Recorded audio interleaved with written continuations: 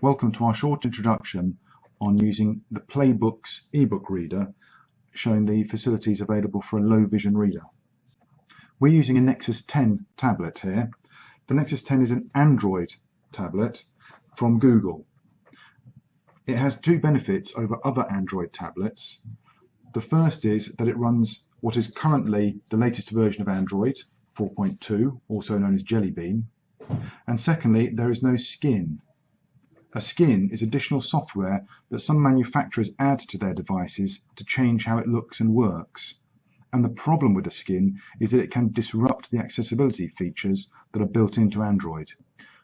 One other thing about using the Nexus 10 is that it is possible to actually have two or more accounts set up with very different settings.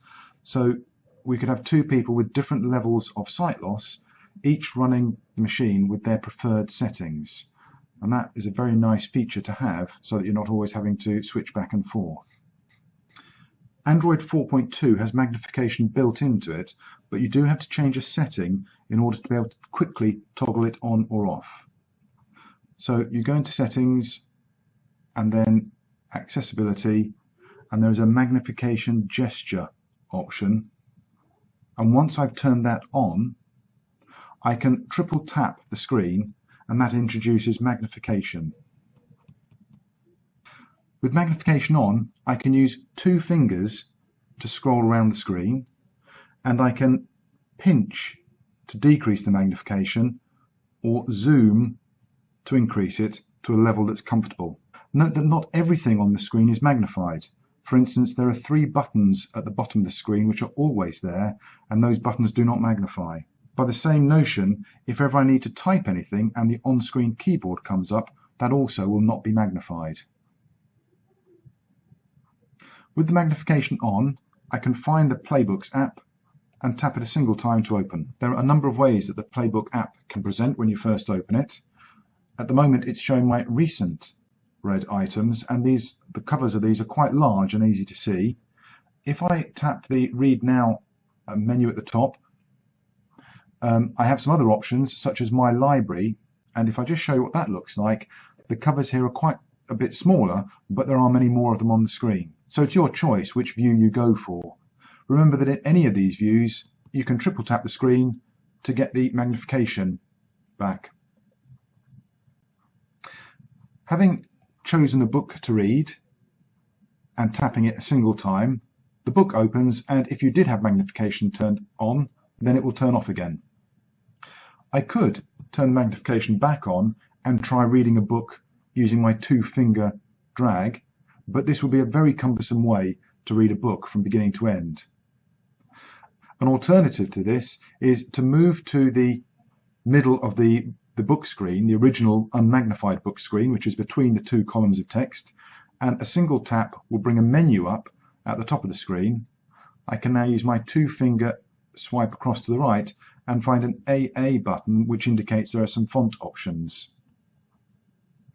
There are a number of these, but I was going to start with the font size option. You have a T- and a T+. Each time I press the T+, the text size increases by approximately 12.5%. And I can tap this a few times and keep going to make the text quite a lot larger, and hopefully get to a stage that it is comfortable to read even if I turn the magnification off. I have tried increasing the text quite a lot, and I can get it till there's only one or two characters on the screen, at which point obviously it would be fairly difficult to read a whole book anyhow. As well as being able to change the font size, there are a number of other settings, such as a theme, where I can change the background of the text so that it's a less glary sepia colour, or I can actually turn it to a nighttime theme, which is white text on black. I'll go back to the day theme for the rest of this quick demo. There are a number of other settings. For instance, I can change my typeface if I have a particular preference for a sans serif or a serif font. I can choose one. And I can also do things like change the justification, just to have it, for instance, fully justified.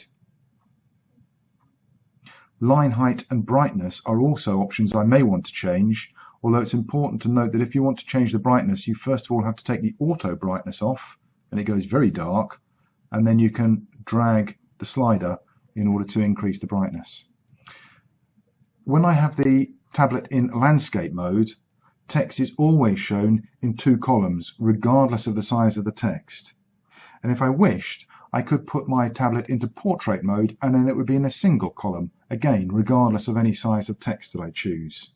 The reason that we're using landscape for our filming is simply because it fits our filming equipment better. But you can change or fix the rotation from the main settings area. If it's not fixed, then simply by moving the tablet around, you can change the orientation, and some people might find that a bit disconcerting. One other feature that might be worth touching upon for a moment is the Read Aloud feature.